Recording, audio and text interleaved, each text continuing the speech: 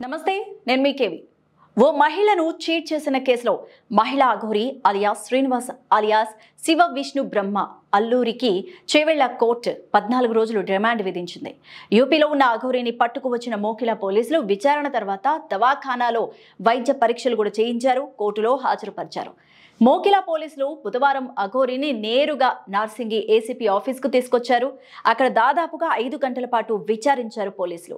అఘోరి వద్ద ఉన్న 5,500 రూపాయల నగదు, కారు స్వాధీనం చేసుకున్నారు. ఆ తర్వాత చేవెళ్ల ప్రభుత్వ దవాఖానాకు మెడికల్ టెస్టుల కోసం తరలించారు. ఆధార్ కార్డుపై శ్రీనివాస్ అని ఉండడంతో ఆ పేరుపైనే వైద్య పరీక్షలు నిర్వహించి మేల్ అని మెన్షన్ చేసి చేవెళ్ల కోర్టు జడ్జి ఎదుట హాజరుపరిచారు. పత్రాల ప్రకారం అఘోరి మేల్ అనుకున్నారు. ఎవరైనా అడ్వకేట్ ను పెట్టుకున్నారా అని జడ్జి అడిగారు. అయితే అఘోరి తనకు అంత స్తోమత లేదని సమాధానమిచ్చారు. దీంతో లీగల్ అడ్వైజరీ సర్వీసెస్ నుంచి అడ్వకేట్ ను కేటాయించారు. ఆ తర్వాత అఘోరికి 14 రోజులు రిమాండ్ విధించగా పోలీసులు కంది జైలుకు తరలించారు. అఘోరిని పోలీసులు చేవెళ్ల నుంచి 40 కిలోమీటర్ల దూరంలో ఉన్న కంది జైలుకు తీసుకువెళ్లాక జైలు అధికారులు అభ్యంతరాన్ని వ్యక్తం చేశారు. అఘోరిని చూస్తే ఆడ మనిషిలా కనిపిస్తోందని, మగవాళ్ల బ్యారెక్ లో ఉంచాలా, ఆడవాళ్ల బ్యారెక్ లో ఉంచాలా అంటూ పోలీసుల్ని ప్రశ్నించారు. పోలీసులు తమ దగ్గర ఉన్న మెడికల్ రిపోర్ట్స్ చూపించగా అందులో సాధారణ లింగ నిర్ధారణ టెస్టుకు సంబంధించిన ఫలితం అయితే లేదు. ఆధార్ కార్డులో మేల్ అని ఉండగా దాన్ని కన్సిడర్ చేయలేదు.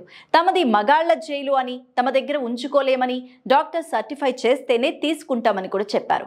దీంతో పోలీసులు ఇంకా చేసేదేం లేక మళ్లీ చేవెళ్ల దవాఖానాకు తీసుకెళ్లారు. ఇక సాయంత్రం 4:30 అక్కడ డాక్టర్స్ పర్యవేక్షణలో లింగ నిర్ధారణ టెస్టులు చేశారు. గతంలో చెన్నై ఇండోర్లో లింగ మార్పిడి సర్జరీలు చేయించుకున్నాన్ని చెప్పడంతో పరీక్షలు చేశారు. ఆ తర్వాత ట్రాన్స్జెండర్ గా సర్టిఫై చేస్తూ సర్టిఫికేట్ అయితే ఇచ్చారు. దీంతో మళ్లీ కోర్టుకు తీసుకువెళ్లగా జడ్జి ట్రాన్స్జెండర్లకు ప్రత్యేక బ్యారెక్లు ఉన్న చెంచల్గూడ జైలుకు తరలించాలంటూ ఆదేశాలు జారీ చేశారు. ఇండోర్ విజయనగర్ లో ఉన్న బండారి హాస్పిటల్ రీసెర్చ్ సెంటర్ లో శ్రీనివాస్ కు 2024 జూలై 8న జెండర్ అసెస్మెంట్ సర్జరీ చేశారు. కావలసినంత టిష్యూ కణజాలం లేకపోవడంతో వెజినా సర్జరీ చేయడానికి వీలు కాదని తేల్చేశారు.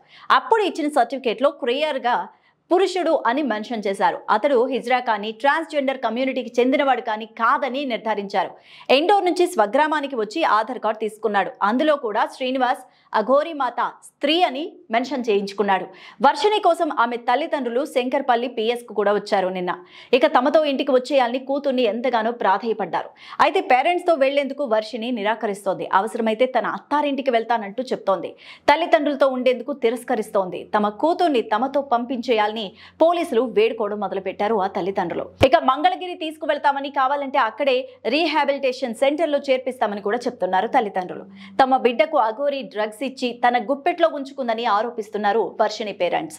వర్షిణిని అమ్ముకోవడానికో లేదంటే నరబలి ఇచ్చేందుకో అఘోరి మత్తుమందు పెట్టి ఉంటాడని కూడా చెప్తున్నారు. ఇక తమ కూతురు జీవితాన్ని నాశనం చేసిన అఘోరిని ఎన్కౌంటర్ చేసి చంపేయాలంటూ కూడా డిమాండ్ చేస్తోంది వర్షిణి తల్లి. మరి అఘోరి చెర నుంచి వర్షిణిని ఎలా విడిపించాలి అనే విషయంపైనే ఇప్పుడు సర్వత్రా చర్చ సాగుతోంది. మరి ముందు అఘోరి వర్షిణి కథ ఏ మలుపు తిరుగుతుంది అనేది, అసలు అఘోరికి ఎన్ని సంవత్సరాలు జైలు శిక్ష పడుతుంది అనే దానిపైన కూడా చర్చ సాగుతోంది.